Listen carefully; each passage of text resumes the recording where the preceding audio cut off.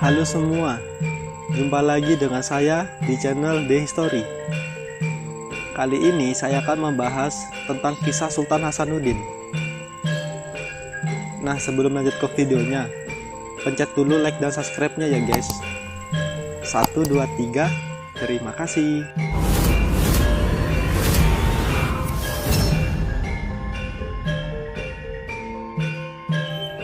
Nama Sultan Hasanuddin dikenal sebagai nama pahlawan Indonesia yang berasal dari Makassar, Sulawesi Selatan. Beliau dikenal sebagai penguasa kerajaan Islam Gowa yang ketika itu menguasai jalur perdagangan wilayah timur Indonesia. Sultan Hasanuddin bahkan membawa kerajaan Gowa mencapai puncak kejayaannya pada abad ke-13 sebagai salah satu kerajaan terbesar di bagian timur ketika itu. Biografi Sultan Hasanuddin. Beliau lahir di Makassar, Sulawesi Selatan pada 12 Januari 1631 dan meninggal di Makassar, Sulawesi Selatan pada 12 Juni 1670 pada umur ke-39 tahun. Beliau adalah Raja Gowa ke-13 dan pahlawan nasional Indonesia yang terlahir dengan nama I Malombasi Muhammad Bakir Daeng Matawang Karaeng Bonto Mangepe. Setelah memeluk agama Islam, ia mendapatkan tambahan gelar Sultan Hasanuddin Tumenanga Ribala Pangkana. Hanya saja lebih dikenal dengan nama Sultan Hasanuddin. Oleh Belanda, ia dijuluki sebagai ayam jantan dari timur, atau dalam bahasa Belanda disebut De Haaf van de Oosten, karena keberaniannya melawan penjajahan Belanda. Beliau diangkat menjadi Sultan ke-16 Kerajaan Gowa dalam usia 24 tahun, tahun 1655, menggantikan ayahnya Sultan Malikus Said yang wafat. Selain bimbingan dari ayahnya, Sultan Hasanuddin mendapatkan bimbingan mengenai pemerintahan melalui Karaeng Patingalowang, seorang mangkubumi kerajaan Gowa. Beliau juga merupakan guru dari Arung Palaka, yang merupakan Raja Bone. Perjuangan Sultan Hasanuddin. Di bawah kepemimpinan Sultan Hasanuddin, kerajaan Gowa mencapai puncak kejayaannya. Beliau merupakan putra kedua dari Sultan Malikus Said, Raja Gowa ke-15. Sultan Hasanuddin memerintah kerajaan Gowa ketika Belanda yang diwakili VOC sedang berusaha menguasai perdagangan rempah-rempah. Dalam biografi Sultan Hasanuddin, VOC Belanda sedang berusaha melakukan monopoli perdagangan rempah-rempah. Melihat Sultan Hasanuddin dan kerajaan Gowa sebagai penghalang mereka, orang Makassar dapat dengan leluasa ke Maluku untuk membeli rempah-rempah. Hal inilah yang membuat Belanda tidak suka. Sejak pemerintahan Sultan Alauddin hingga Sultan Hasanuddin, kerajaan Gowa tetap berpendirian sama, menolak keras monopoli perdagangan yang dilakukan oleh VOC Belanda. Saat itu, Gowa merupakan kerajaan besar di wilayah timur Indonesia yang telah menguasai jalur perdagangan.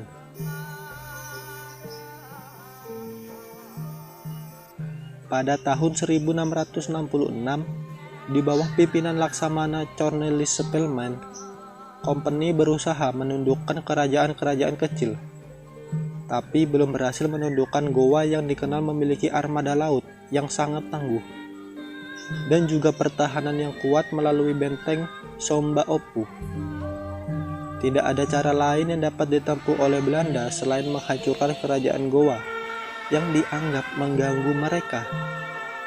Di pihak lain, setelah Sultan Hasanuddin naik takhta, ia berusaha menggabungkan kekuatan kerajaan-kerajaan kecil di Indonesia bagian timur untuk melawan Kompeni Belanda. Peperangan antara VOC dan kerajaan Gowa Sultan Hasanuddin dimulai pada tahun 1660. Sejarah Sultan Hasanuddin dan Arung Palaka. Saat itu Belanda dibantu oleh Kerajaan Bone di bawah pimpinan Arung Palaka yang merupakan kerajaan taklukan dari Kerajaan Gowa. Namun armada Kerajaan Gowa yang masih sangat kuat membuat Kerajaan Gowa tidak dapat ditaklukkan. Pada peperangan tersebut, Panglima Bone, Tobala, akhirnya tewas, tetapi Arung Palaka berhasil meloloskan diri, bahkan Kerajaan Gowa mencarinya hingga ke Buton. Perang tersebut berakhir dengan perdamaian. Akan tetapi, perjanjian damai tersebut tidak berlangsung lama karena Sultan Hasanuddin yang merasa dirugikan kemudian menyerang dan merompak dua kapal Belanda, yaitu De Walvis dan Leeuwin. Belanda pun marah besar. Arung Palaka yang dari tahun 1663 berlayar dan menetap di Batavia, menghindari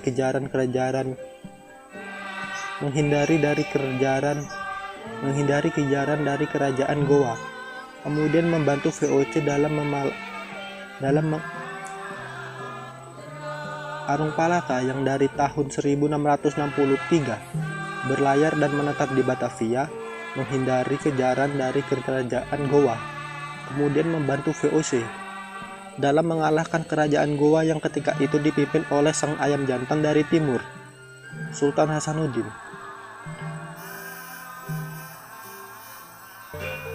VOC Belanda mengirimkan armada perangnya yang besar yang dibantu oleh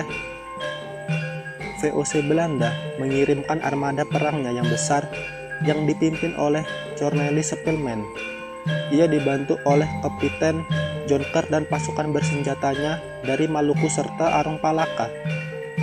Penguasa kerajaan Bone yang ketika itu mengirimkan 400 orang, sehingga total pasukan berjumlah 1.000 orang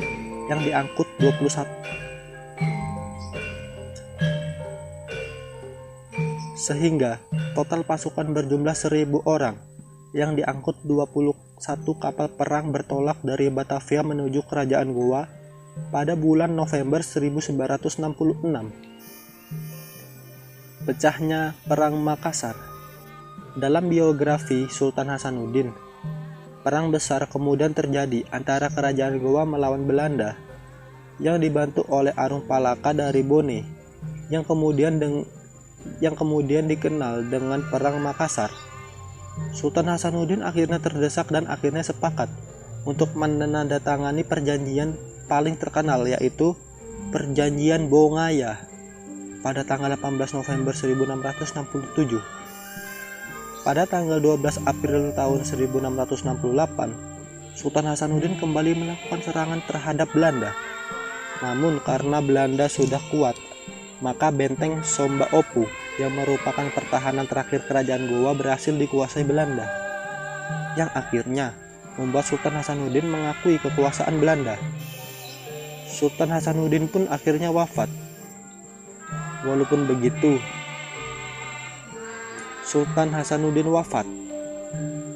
begitu, hingga akhir hidupnya, Sultan Hasanuddin tetap tidak mau bekerja sama. Sultan Hasanuddin tetap tidak mau bekerja sama dengan Belanda. Sultan Hasanuddin kemudian mengundurkan diri dari tahta kerajaan Gowa dan wafat pada tanggal 12 Juni tahun 1670 dan dimakamkan di Kompleks Pemakaman Raja-Raja Gowa di Kabupaten Gowa, Sulawesi Selatan. Ibate Daeng Tomi, Imami Daeng Sangging, Idaeng Telele, dan Haji Tah Ilomo Tobo merupakan nama-nama istri dari Sultan Hasanuddin. Ketika beliau wafat, beliau digantikan oleh Imam Pasomba Daeng Nguraga atau dikenal dengan Sultan Amir Hamzah yang merupakan anak dari Sultan Hasanuddin.